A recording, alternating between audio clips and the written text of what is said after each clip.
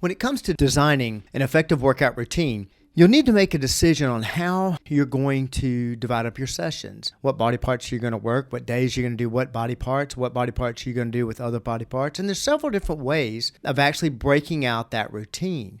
But because there are several different ways, there are many things to consider when putting together how you're going to break out your routine into the different sessions. We're going to go over 3 common ways that people actually set up their programming, the scientific information behind it, and what we recommend when building your training split today on the Personal Edge Fitness Podcast. Welcome to the Personal Edge Fitness Podcast with Garrett Williamson. Health, wellness, exercise, nutrition, and a whole lot more.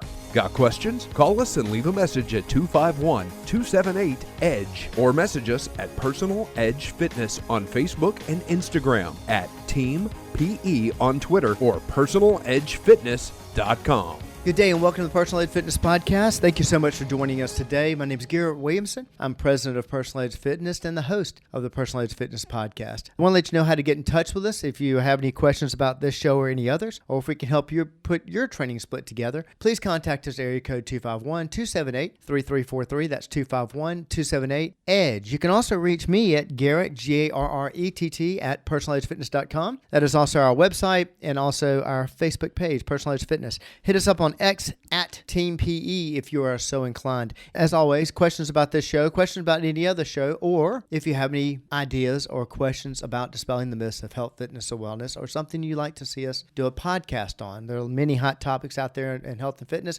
and many of our great ideas for podcasts actually come from callers. Thank you very much for contacting the show about that. Training splits. This is a topic I like to speak on because it's amazing to me the variety of training splits that I see when I go out to other fitness facilities. One of my favorite things when I travel is to work out in different facilities and all kinds of different facilities. I worked out in one of the nation's top yoga studios, privately owned facilities. I've worked out in most of the big franchises I've worked out in before. And it's fascinating to me because I love checking out new equipment. I love to see what other facilities are doing, but I also like to watch exercisers.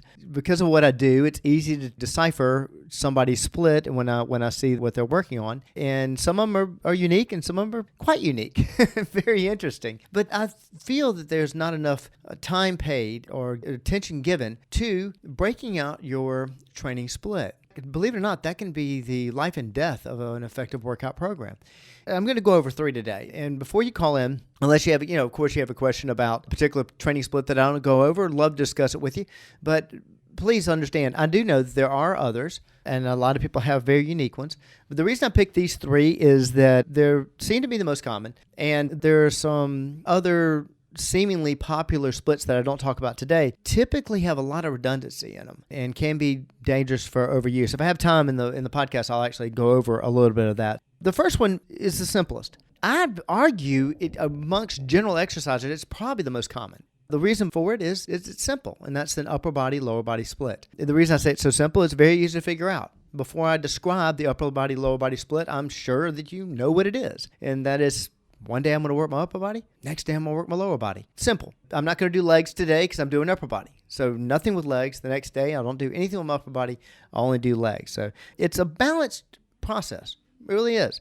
Upper body, lower body splits allows for a very balanced approach to training by evenly distributing the workload between upper body and lower body. The frequency is good, typically, depending on if you're an exerciser or if you're doing this with a day off in between, then you may not be getting enough work on it. But typically people doing upper body, lower body split are doing them on at least some days are back to back. So you've got upper body on Monday, let's say, and Tuesday lower body, upper body Wednesday, Thursday lower body. That's typically how folks do it. And so that allows you to train in at least a 5-day program, if not a 6 or 7 day program. If you're taking a day of rest, then definitely 6 day. You're going to work both upper body and lower body twice during a week. And that frequency is good.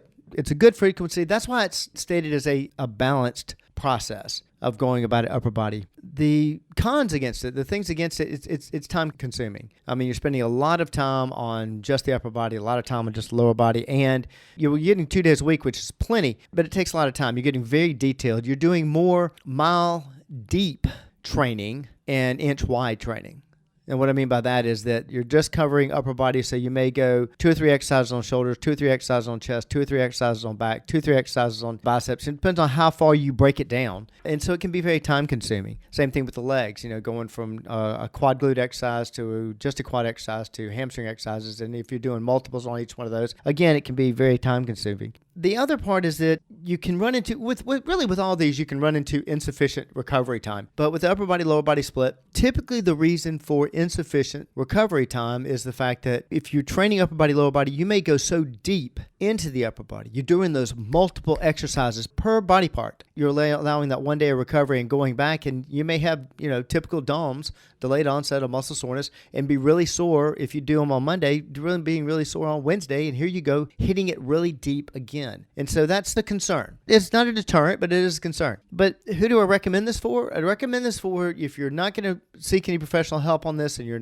new to exercise, I would typically recommend an upper body, lower body split because it's easy. It's rule of thumb. It's a simpler type of a split. It's easy to understand. But if you are a novice exerciser, then I wouldn't go super deep. When I say super deep, I'm talking about the depth of a repetition. I'm talking that if you're going to do one good chest exercise, one good shoulder exercise, one good back exercise, and then, listen to your body. And we've got some recommendations for putting together your splits towards the end of that. Typical exercise that uses an upper body, lower body split is a novice, or forgive me for stating it this way, but not as informed exerciser does an upper body, lower body split. It happens to be your favorite. Hey, by all means, don't fix what's not broken. Keep going with it. And going to the other extreme, kind of the other side, would be a 5-day split. This is serious mile deep and maybe half an inch wide. And a 5-day program is basically taking your body and splitting it across 5 days, touching these muscle groups. The muscle group that you work on Monday, you will not work again until the next Monday. But the difference is, it sounds like a lot of time. Yes, it is. It is a lot of time. You probably would like to hit it again, but you may be going so deep into the muscle that you need that long of a recovery time or something close to it. Maybe not that long, but something close to it. You need that longer time. And this is why the typical individual that uses a 5-day split program is somebody that is the first thing, bodybuilders. Bodybuilders arguably use a 5-day split, though they may work out twice a day, but they're typical individuals that actually partake in a 5-day split. Why? Because they're trying to build that really build that muscle. They're going to go really deep into it. And if it's not a bodybuilder, then it's somebody who has an extremely exercise-focused lifestyle. Now, be careful if you're looking at this going, well, that's going to be me. I'm going to be an exercise-focused lifestyle. Now, what I mean by that is that a very large part of their life is due to exercise. I mean, it is dedicated to exercise. Now, what I mean by that, bodybuilder, their competitions, that may be the only hobby they have, and their competitions are a big part of their lifestyle, so it is a very exercise-focused lifestyle. Some athletes, though most athletes won't use a 5-day split, so that is a large part of and I'm not talking about the every once in a while 5K. I'm talking about some kind of extreme multisport athlete or somebody that's playing, collegiately or in the pros or something. This is a very exercise-focused lifestyle. The pros are the fact that you are going a mile deep and you're really getting specific. If you're going to work a shoulder, you're going to do individual exercises for traps, individual exercises for not just a deltoid, but front delts, back delts, lateral delts. And you're going to be using combination exercises on top of all that. So that is the kind of 5-day program. If you're doing chest, you're going to do incline, decline, and flat. You're going to do flies. You're going to go really deep into that muscle. This is somebody that would use a squat and a deadlift and a leg press all in the same workout to do in a 5-day split. That's the pro zone, that you're doing a lot of very detailed work. The cons on it, of course, are time-consuming, extremely time-consuming, very tedious, and unless you are a real student of exercise, that you're working with a professional, doing that kind of a program, there's several pitfalls built in. And one of the pitfalls that I see that most people overlook is what I call your power days. Now, what I mean by your power days, you are superhuman on Monday morning. On Monday. Monday, you got this great plan. You've had the time off on the weekend, man. I'm gonna hit it hard on Monday. I'm gonna do chest, then I'm gonna do back on Tuesday, and Wednesday I'm gonna do quads and glutes, and then I'm gonna do hamstrings on Thursday. All right, come Wednesday, and life has happened. And you've had 10 or 15 meetings. The kids are driving you crazy. You haven't got much rest or whatever. Wednesday workout doesn't have anywhere near the energy level of Monday's workout. And if you're on a 5-day split, non-rotating split, so in other words, Monday is chest day, or Monday is, I say that's because I'm a male, we love working chest. Maybe it's quad glute day, whatever. That's your power day, and that power day always goes to that muscle group. And then your energy level trails off as the week goes on, so those workouts aren't as effective. So you end up overtraining one section of your body. And as I've spoken about this before when I talked about injuries, the reason you pull a muscle is the most common reason. And I say no most common. I should get one of my athletic trainers on here to tell me whether or not it's 100% of the reason. But if not, it's a 90% of the reason why you pull a muscle is an imbalance between muscles. And what I mean by that is that every muscle has an equal opposing muscle. A bicep has a tricep, a chest has a back, a quad has a hamstring. Every muscle has an opposing muscle. And if the opposing muscle gets stronger, then you have a tendency to pull its equal opposite. In other words, most common muscle pull is a hamstring. I use that example all the time. He was running the 100 meters in the Olympics and he would have won it, but he pulled a... And if I say that in a crowd, they'll say hamstring every single time. Rarely do they say quad because we typically overwork our quads and they get more work on a daily basis than our hamstrings do. And so you end up pulling the hamstring. On a 5-day-a-week program, if you're using that power day and you're overtraining that one muscle, then you have a tendency of, one thing, overuse injuries on that muscle or joints, and also pulling the opposite side. So just something to be wary of if you're thinking of on a 5-day split. Who I'd recommend for that, of course, people that are well adept at physiology, anatomy, or they've worked with the trainer, and then they really have an exercise-focused lifestyle. That's not a challenge by any means. I'm not putting that as a challenge to anybody that, I'm going to be one of the good guys. I'm going to have an exercise-focused lifestyle. If it's not a competitive, it's not a major hobby, I'd stay away from the 5-day split. Not bad, but you've got to know how to put it together, and putting it together can be very, very, very, very, very technical. This is one of the pitfalls I've seen when people put together 3-day splits and 5-day splits or whatever, and I'll talk to them about their split. And this day I do chest. I just do chest and tries. That's it.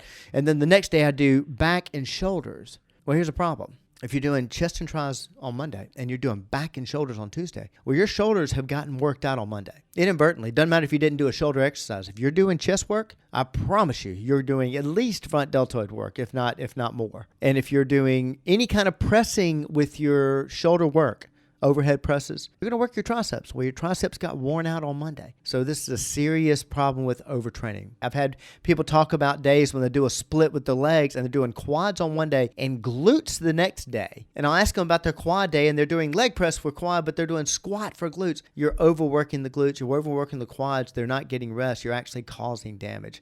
So that can happen in a 3-day program. It can happen in any program, but it can definitely happen in a 5-day program if you don't know what the primary muscles are and the secondary movers for other exercises. And that's where it gets kind of dangerous. The third split that I want to talk about is one that we use quite often here. Not that we don't use these others, we do. It's more technical, but it's extremely efficient, and that is the push-pull split. Now, the push-pull split, I feel, is a happy medium between the upper body, lower body, and like a 5-day split. And here's why. Push-pull split refers to what the exercise does in your body. In other words, an example of a push would be a chest exercise. Because typically when you're doing those exercises, you are pushing. You're doing a push move, which means a muscle can't do both. It can't do a pull motion and a push motion. It's going to do one or the other. So when you push, you're actually, with the chest actually adducts the arm, brings the arm into the body, but you're typically working triceps. You're pushing objects away from your body when you're doing chest work.